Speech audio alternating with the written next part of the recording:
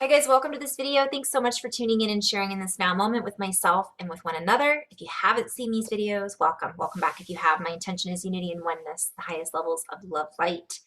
Today, I'm going to cover a couple of topics briefly based on the amount of time that I have available around cortisol, heart coherence, kundalini activations. I'm not going to go into anxiety, depression, immunity, autoimmune disorders, and I'm going to tie in a lot of other things with it. So each of those topics that I just listed, I could do a separate video on. But this video is meant to share a little energy update that includes all of those topics based on what I'm personally experiencing and what I'm also experiencing in session with other humans on this journey with each other. As well as conversation topics I have with my friends and support groups and families and so on and so forth. So the first thing I want to address has to do with the heart. And I'm going to branch out from there. It's not going to be all about the heart. I mean, it is all about the heart, but I just want to say it's so important right now, and I could say this in every single video, stop and take into account how we're feeling. How are we processing our emotions right now?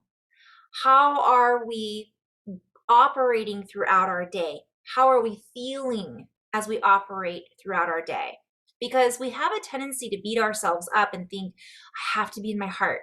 I have to be in my intuition. I have to be in my highest vibration. Yet when we're in that future projection of what we need to achieve, that can actually throw us out of alignment with being in our hearts, being in our space of coherence. So the most important reason I'm sharing this is we're going through a massive upgrade, activation. We're receiving downloads, we're receiving uploads, we're receiving physical changes. We're going through emotional processing. We're going through intuitive up-leveling. I mean, everybody, body, individually is experiencing something right now, generally speaking, that involves some form of emotional, physical, mental change, we'll call it. Integration, shadow work, right? Body changes. And this is creating a collective experience of what one might refer to as an upgrade. And that could be put in the other direction as well, but we are going through this on an individual basis. So my guidance team is really having me focus on keep it simple, starseeds. Get back to the basics, because from another perspective, we are going through a massive portal activation, we'll call it. And when I say activation, that can mean many different things. The simplest way for me to describe what's happening could be evolution, ascension, expansion, movement, and charge. We're increasing our capacity, our capacitance as batteries, as conduits, as charge carriers of the wave. And I could go into so many different layers here. So the key components of this signature frequency reset or upgrade require us to be in a space of constant acceptance, compassion, constant awareness of ourselves, so we can recognize what our cells are going through, so we can recognize the different variations and influctuations that we are processing, that we are experiencing, because this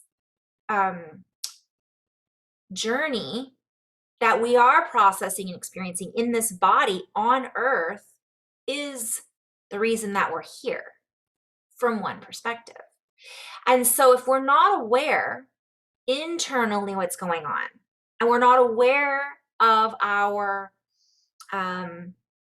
internal dialogue, then it's going to make what's going to be happening, or better spoken, what's already happened or what is happening, that much more difficult. It makes it that much more difficult, the sludgier, it makes it less fluid. It makes us have more friction with not only our bodies, our emotional well-being, our stability, our thoughts, and our relationships and connection with each other, with one another. So the simplest thing we can do is tune back into the body. And I say that lightly because it isn't that easy for a lot of people. For those of us that have been doing the work, it's still sometimes not that easy.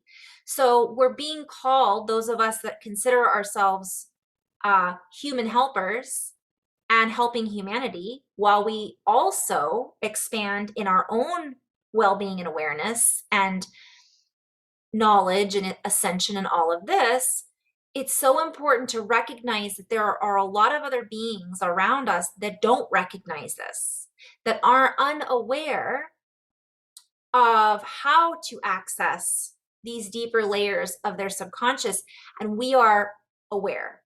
Now, I kind of went into a completely different topic, so let me bring it back to the physical. As we are accessing these deeper layers of our subconscious, what's happening is it's changing and shifting our awareness of our body and our awareness of our relationships with each other and our awareness of our relationships with Mother Earth and everything else around us.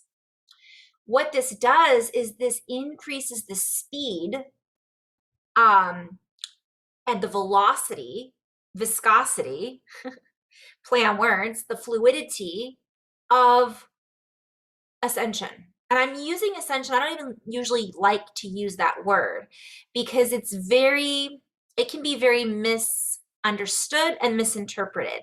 So let's just call it awareness, a deeper sense of awareness of who and what we really are, why we're here, and better spoken, our awareness of just having this experience.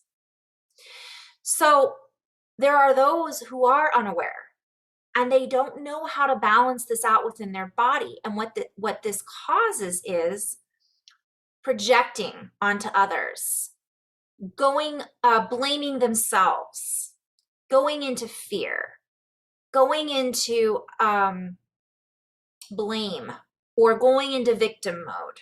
And so there are a huge number of us who've already gone through this and who are going through it now and who will be going through it because it's an individual journey. But for those of us who have already experienced what I just described, we might still be experiencing it, but just from a different variation of us now versus when we experienced it before.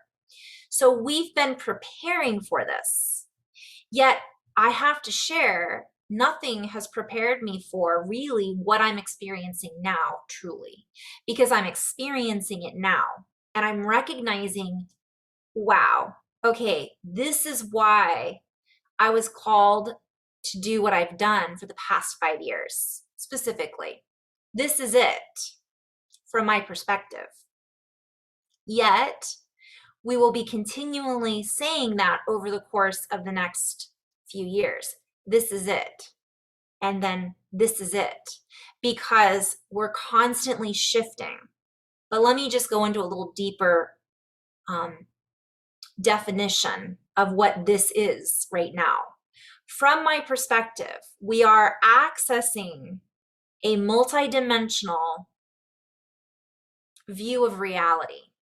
We are accessing portals and networks within our body because as within, so without, as above, so below, within the earth, within other dimensions, within time, which might be separate of all of that, but at the same time, it's deeply connected because we are working through the viscosity of time, we could call it that, and the velocity.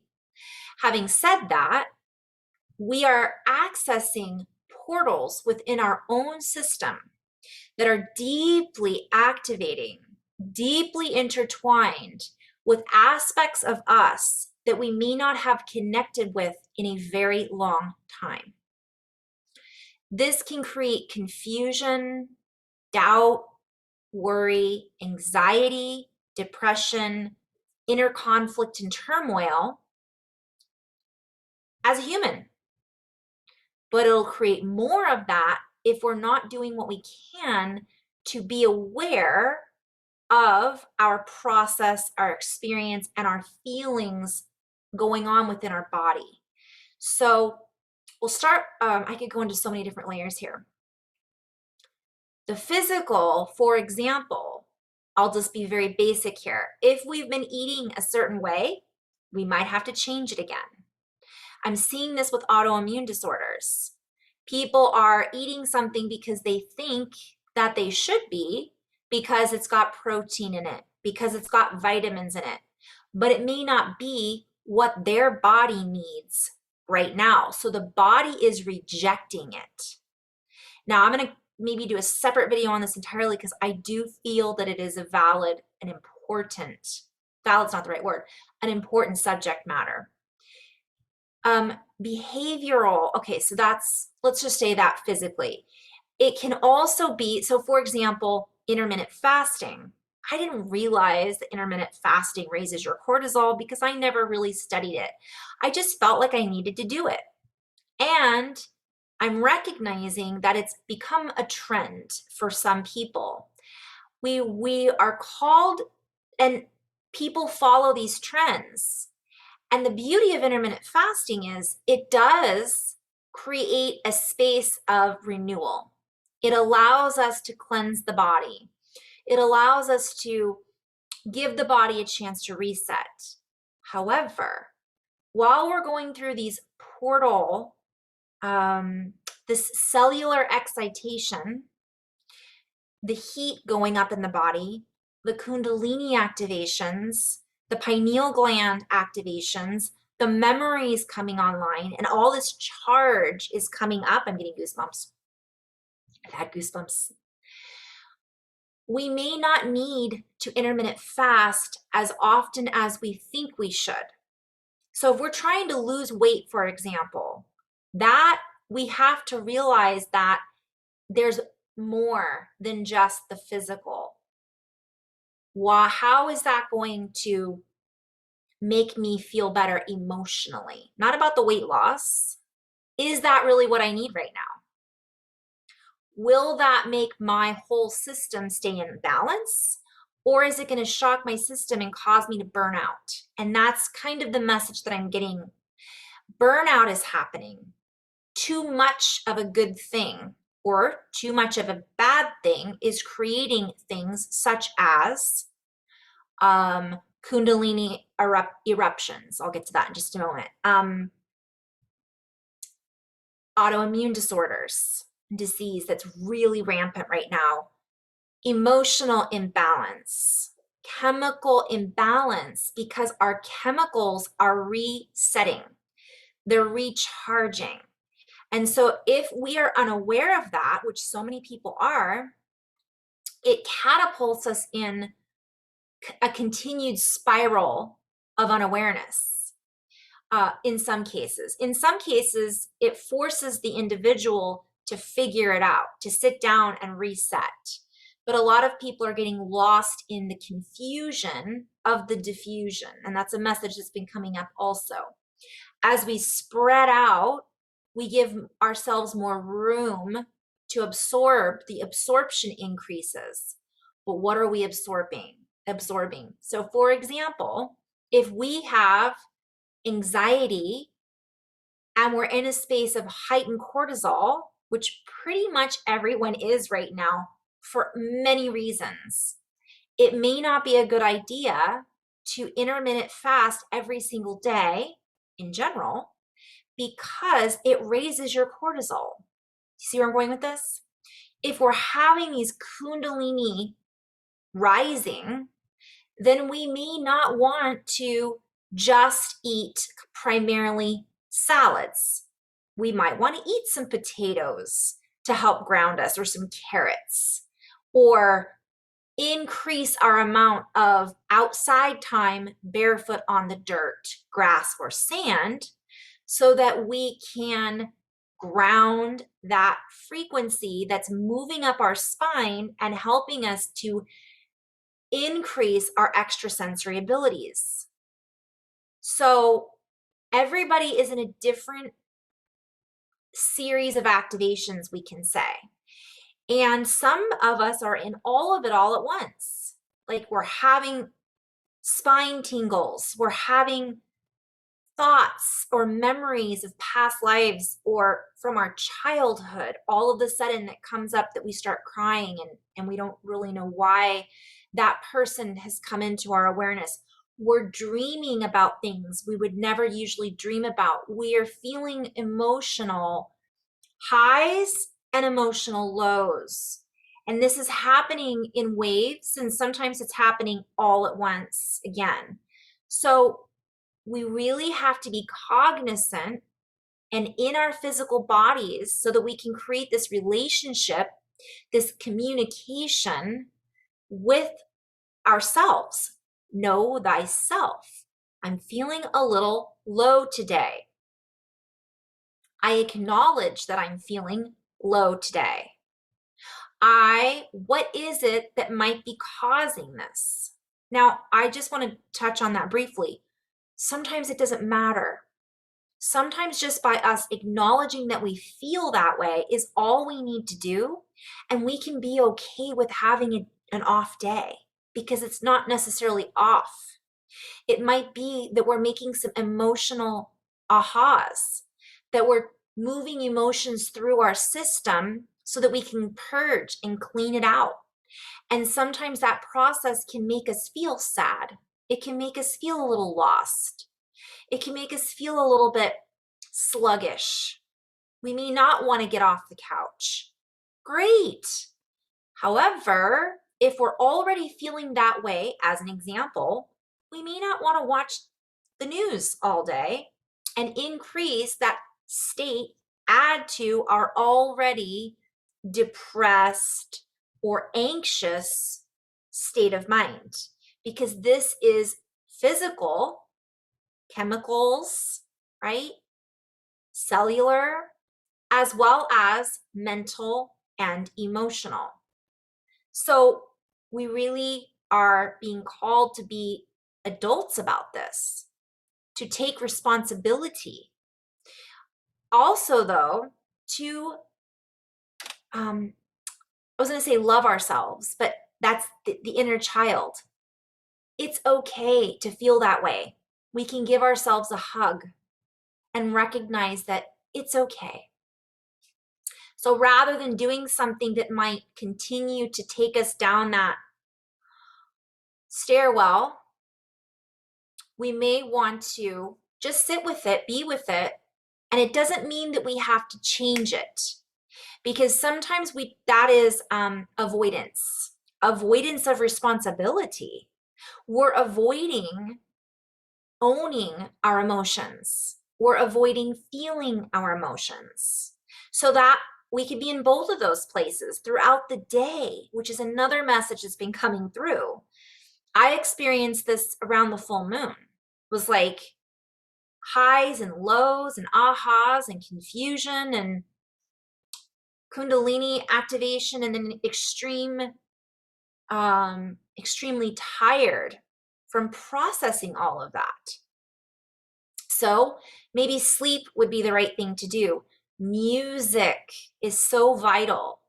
As I say vital, I'm hearing vagal. So that would be a whole other topic. But everything that we can do right now to stabilize our frequencies and not let them drop so low or so high that it basically puts us into a confused state that we then struggle to climb out of, whether it be heightened anxiety, deep, dark depression.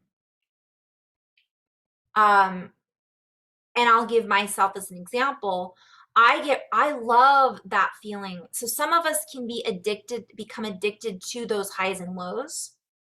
And this happens within the spiritual community as well. The kundalini, and I'm going to bring it back into the physical body in just a minute. When we have a kundalini activation, it looks different for everyone. For me, I know my adrenals are up. I know my cortisol is high. It feels high. That doesn't necessarily mean that it feels heart-centered or I'm in a space of coherence. So I'm bringing it back to the heart, because just because we're a higher vibration, that doesn't necessarily mean that we're in balance, that we're in a space of coherence. I'm going to use heart math as an example, which my friend Kat turned me on 2 years ago. And Dan Winter is part of that co-creation. He actually has, I'm just going to pause for a moment. I just love this because I was trying to look up Dan Winter at fractalfield.com. He has his own version of not biofeedback, but not phase conjugation, heart rate variability, which heart math has one, super easy to use. That would be a very basic tool to help stay in that space. I've plugged in before, thought I was coherent because I was high vibration. I call myself the Rescue Rangers at that point. If you guys have watched Alvin and the Chipmunks or the Rescue Rangers, all this information's coming in. I'm getting all these downloads. I do videos and I'm in that space, but I really have to focus on bringing it back in to my heart, because otherwise I burn out. I am using, so that cortisol goes up, the kundalini goes up, may or may not be related. The pineal gland's activating and it's lighting everything up. And the body goes, whoa! And then I get high. I can do this during healing sessions as well. I get in a healing session and it's like, whoa, this is amazing. But that is only one stage of this journey. It's not sustainable. So we're really called again to take responsibility, and I can't be all the time. I mean, I could be, but it's exhausting.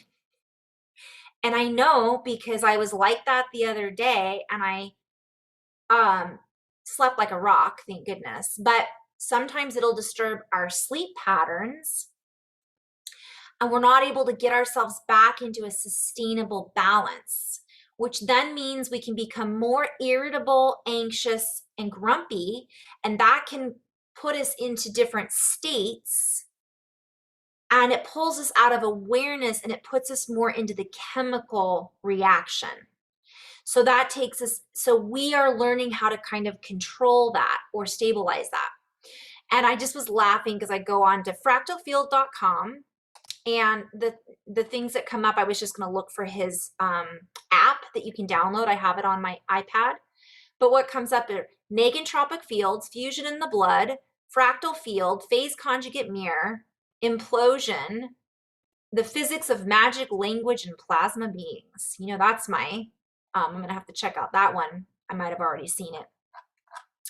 So I'm just going to share, and I've had people I've recommended to go to Dan Winter and they're like, that is way too much. It's super overwhelming.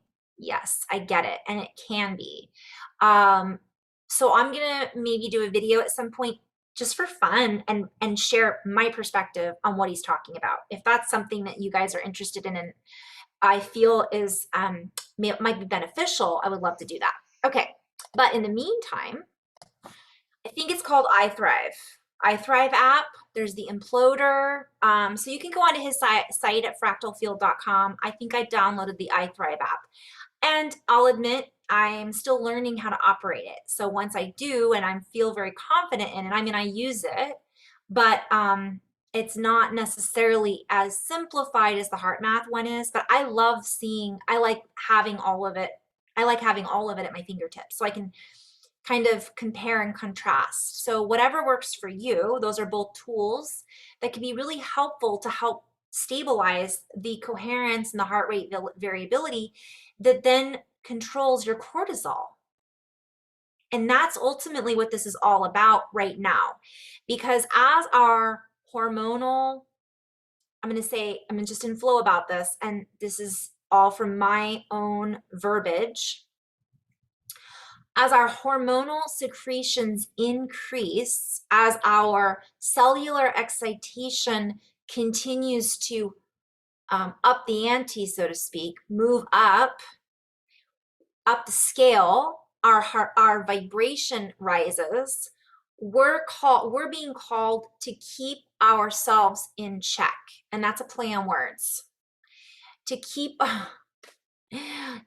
ourselves in alignment in order to stabilize our biometric system. So that's a play on words. Biometric, diametric. I don't even think biometric is a thing, but diametric, basically our entire system has to work harder in order for us to stay grounded, stabilized. So utilize all of the tools that are at our disposal, or better spoken, not just tools, but part of us, the earth, breathing, food as medicine, plants as medicine, whatever that looks like. If our adrenals are shot, then don't go do more things or participate in eating more foods or watch more television shows or listen to music that is going to continue to increase that already out of balance hormonal or chemical in the body. And so this was a big message because I love feeling like that, but it's, again, not sustainable. And part of bliss isn't high all the time. It is actually heart-centered stability. It is a wave. It's longer, a long wave, not just short bursts. How long can we keep this trajectory that allows us to then project into the future that continued currency? And this, I'm just in flow with my words, but so that was the big message that was coming through. Okay. So many of us are doing things that we think are helping us, and at one time they might have. So I'm going to use the protein reference because I've worked with people recently. I'm going to come back to the autoimmune. Now, I don't want to gloss over the anxiety and the depression because that in itself is huge. And I think is going to be an ongoing topic for those people that are, even those that are aware, are struggling with this. And what we're experiencing isn't helping it. Now, if we can find, what do you call them? Hacks. If we can hack the matrix of our programming, and each of us has our own little programming bubble, if we can hack that and get out of the habitual programming, we can then find the tune based on where we're at throughout the day.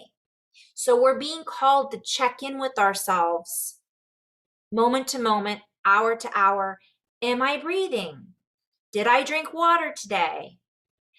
Have I grounded? Do I feel anxious? I'm okay with how I'm feeling right now. I'm not okay with how I'm feeling right now. I recognize that I'm okay or not okay. This is part of us being responsible for our inner actions. Then when we snap because we haven't communicated with ourselves that day, we can perhaps, I have so much coming through right now. fix it faster or even avoid that from happening. Prevent it is what I'm trying to say. Prevent it from happening. So the steps that we're doing are preventative medicine versus rather than putting a Band-Aid on it or going back to fix it later because we don't have time to deal with all of that. I've got too much going on. I've got this, I've got that. That is not the way of the new paradigm. That is not the way we are being. That's not responsible. That's irresponsible. And I'm playing with that because as I say that, I see the word ear, like our ears. That means we're not listening. We're not listening to ourselves. And if we're not listening to what our inner guidance is telling us, then how are we going to be able to, because what I'm seeing is a lot of people are like, I want to talk to the guides. I want to be able to teleport. I want to be able to be, speak light language, whatever it is. It all starts with listening.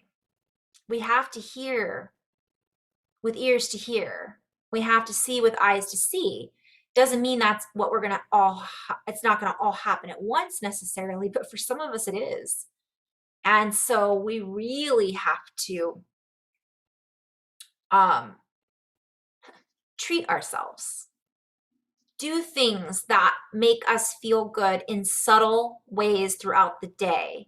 Because one of the messages that came through, and this has actually come through quite frequently when I'm working with other people on this journey who are going through things, clients and friends, family, myself, we have, if we're not taking measurements, measuring throughout the day where we're at, then we aren't recognizing how far away we are from where we want to be because we're not being present with what's now. Therefore, we're not measuring up to the true potential of where we could go because we're not measuring up to the truth of where we are now. And this also includes us taking small measurements, looking back to see how far we've come, how much we've progressed. And I know some people are in it so much right now that they don't feel that they've progressed at all. In fact, they feel like they're swimming in it, whatever that is. Emotional duress, physical problems, so on and so forth.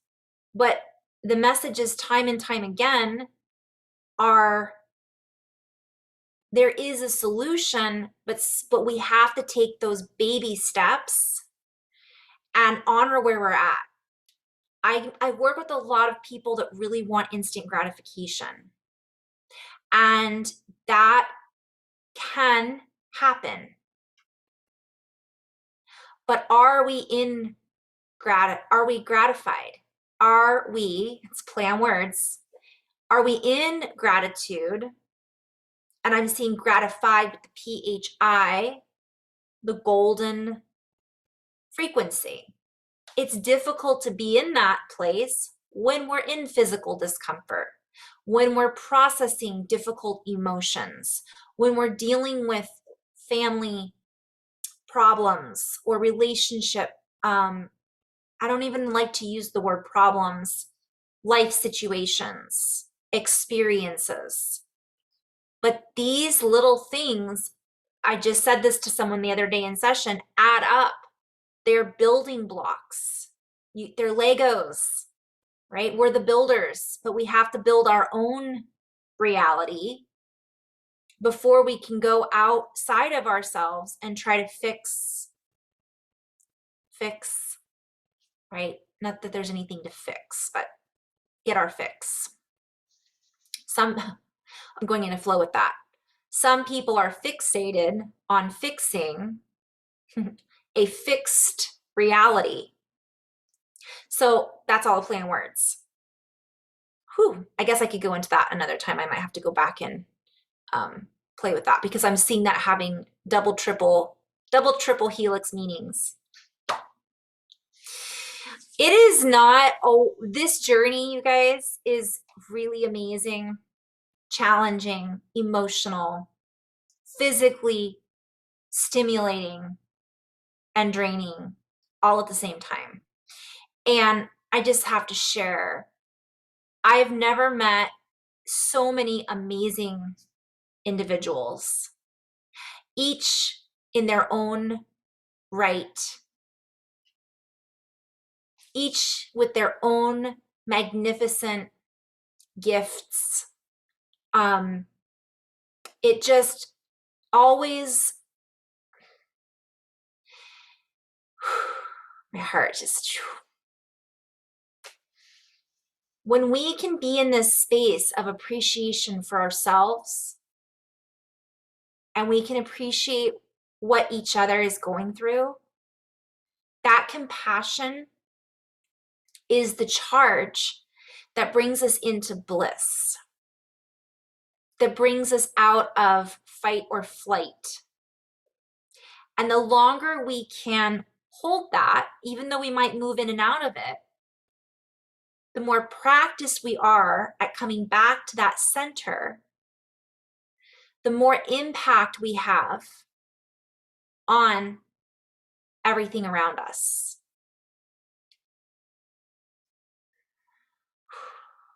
One of the messages I was shown, and I've been shown this before, and this might be redundant. I'm going to end on this note. Well, I'll talk a little bit about autoimmune stuff in just a minute. Is that we are assisting one another in processing shadow.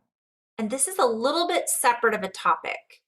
So I'm being guided to talk about this because what I'm seeing is, and what I'm being shown, are that there's a big collective of people that are really desperate to try to make a difference, really desperate to try to make a change, or better spoken, desperate to see that things are changing around them. And they are unaware, possibly, of how to center themselves, even though they think they are center. Because their center navigates around things that are outside of them and outside of their control from one perspective, which is another subject. We can only control what we do and how we respond.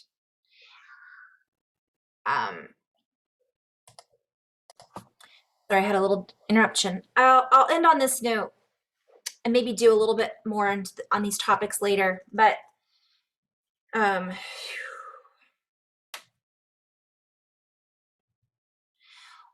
when we've been in a space of working through our own shadow, we'll say, and I want to just, this is another topic we could go into a completely separate video on, but when we're processing emotions, memories, and things that are possibly seen as a shadow, maybe something that doesn't, it could be guilt, shame, trauma, whatever it might be. When we work on ourselves, and simultaneously we're now becoming aware, our senses are heightened. When we go out into a physical setting with other humans, oftentimes and I should do a separate video on this, but just briefly, we can sometimes feel when other people are processing their shadow as well, or we can be aware of what their shadow is, even though they may not be aware of it. Now, where we're doing the work is, and essentially we're helping them by us doing the work on ourselves. Because what happens is, this isn't the only reason, but I'm going to give you the biggest reason that I was shown recently, and it was an aha for me.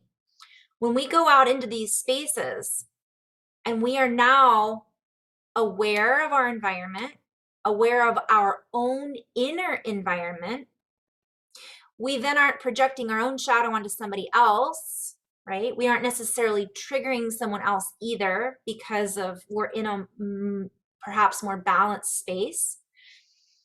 Although some people are just triggered because they are. we are sending out a ripple effect. Literally, our field, and we talk about this with heart coherence, might go from 3 feet to 15 feet, maybe even bigger. Let's say now anybody that comes within our range, 15 feet around us, is feeling an impact of us having done the work. This assists, if you picture an entire network of humans that are working, that are star seeds, that are human, that are whatever we want to label ourselves as, we're holding that space. So let's say we're in a restaurant and there's 3 of us that have done the work. And not to say that the people that are processing aren't doing it, but maybe they're just at a different stage of awareness than some of us are. Those of us that are taking responsibility and holding that space are literally holding that space. That doesn't mean, and this isn't the definition of holding space, but we're creating an energy around us that other people are then coming into contact with. Not physically necessarily, but yes, physically as well, because we can't see it, but we can feel it. That is going to have an impact on that other person, whether we know it or not, whether they know it or not. Some of us are becoming aware of this. And that is going to assist them in processing their own shadow. We're not doing it for them. We're not telling them how to do it. And in some cases, we may not even talk to the person or look at the person, but they're next to us. And we're being the light. We're shining that light from within. We're creating that space. When that person comes into our field, that changes their own frequency or vibration. They may choose to walk away. They may choose to stay in that field. And it doesn't necessarily have to be some validated exchange. It just is. It's physics, science, whatever. So by us doing that and finding that stability, that then helps others to process their things faster, easier, in a different way. That doesn't mean we're fixing or solving or any of that. It just is a way of us interacting with one another through our being human, through our field of interconnectivity.